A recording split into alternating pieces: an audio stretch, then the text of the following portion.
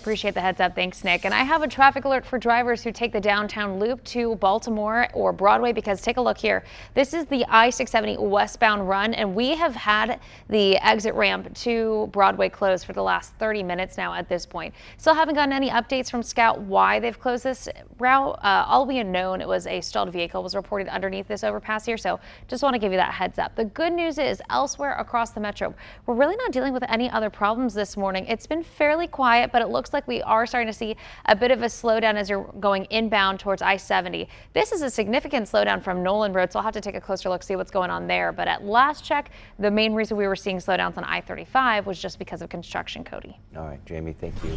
Breaking into our newsroom, Kansas City, Missouri police are on the scene of a homicide right now near 82nd and Wayne. Right now, we're going to get more information. We do have a crew on the way to the scene. We'll bring you updates as soon as we get them here on First News. And we're following political news right now that's breaking this morning. Former Vice President Mike Pence has officially launched his campaign for president. He'll now be the first former VP in history to run against the president he served. And he's joining a crowded field of Republican candidates. ABC's Lindsay Watts has a closer look this morning. Chris Christie is coming out of the gate swinging. The reason I'm going after Trump is twofold. One, he deserves it. And two, it's the way to win. While other Republicans vying for the White House have mostly avoided mentioning the former president, Christie said Trump's name more than 40 times as he launched his campaign at a town hall in New Hampshire.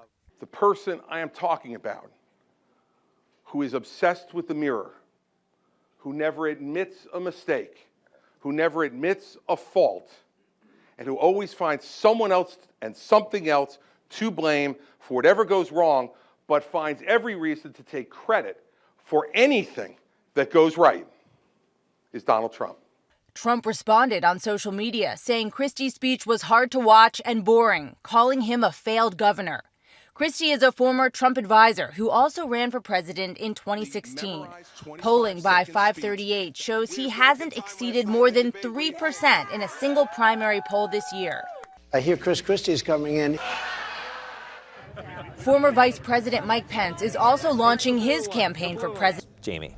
Okay, thanks, Nick. We've got a major traffic alert for drivers in the downtown loop because the southeast corner is seeing several closures because of some details we're still waiting to get confirmed from police. But let's start off with I-70's inbound. I told you a couple minutes ago we were seeing a significant slowdown inbound of about 10 to 15 minutes. Here's why. MoDOT crews have completely shut down the exit, so you cannot take I-70 to westbound 670. 670 has been blocked from every direction at this point. That's the look from 70 Highway. Now we're taking a look 71 Highway heading northbound. Again, you will not be able to take that left exit to 670 west. And similar story if you're coming from the north of the river. If you're trying to make your way over to 670 westbound, every exit now has been completely shut down. We're still waiting to get details confirmed by police, Donna, but of course we'll keep you posted once we learn more. Now, unfortunately, we did just get an update on some breaking news. We told you we were seeing some shutdowns on I-670 westbound. Kansas City police have just confirmed in this area of 670 underneath the Broadway Bridge, in the Baltimore Bridge here, we do have a homicide. One person has been shot and killed, and we are seeing significant issues on the roadways because of it. Every entrance to I-670 westbound is closed, whether you're coming from the north, from the west, or from the south. Again, every exit to I-670 westbound is completely shut down at this point. It's not going to be a viable option for you to take. We are going to try to track your commute and give you alternate options coming up in just a bit, Donna. At 816-474-TIPS. Jamie, that is a major spot for the rush hour. So what are we seeing traffic-wise? Exactly. So again, just to reiterate and really show you the impact this is having, all entrances to I-670 westbound are shut down. That includes if you're traveling northbound along 71 Highway, coming southbound on I-70 or it was I-35, but as you're coming down from over the Bond Bridge, and then that inbound, that westbound I-70 before it turns into 670. So I want to show you this backup is extending all the way to Van Brunt Boulevard. You can see these vehicles definitely starting to slow down as they make their way to the Jackson and Benton curves.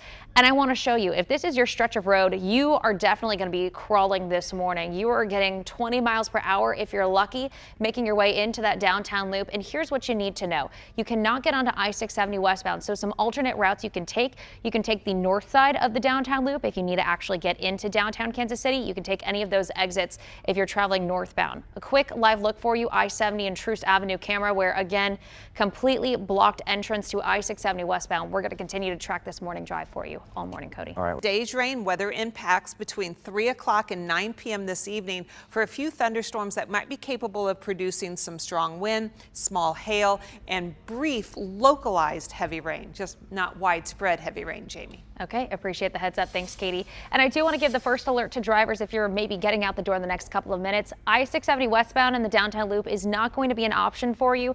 I'm anticipating this roadway is going to be shut down for the rest of the morning drive, as KC police are reporting, or they are saying that they are doing a homicide investigation in the area. So we've reported for you that all entrances to I-670 westbound are completely shut down. So I want to try to walk you through some alternative ways you can get into downtown. The good news is if you do need to get into any portion of downtown, you can still take I-70 northbound. You can get off at any of those exits here on both the east side or the northern portion of the downtown loop. And one thing I do want to quickly point out, I-35 southbound, that entrance ramp is still closed from the outer portion of the downtown loop, but if you're already driving, you should be able to take I-35 southbound as well, Cody.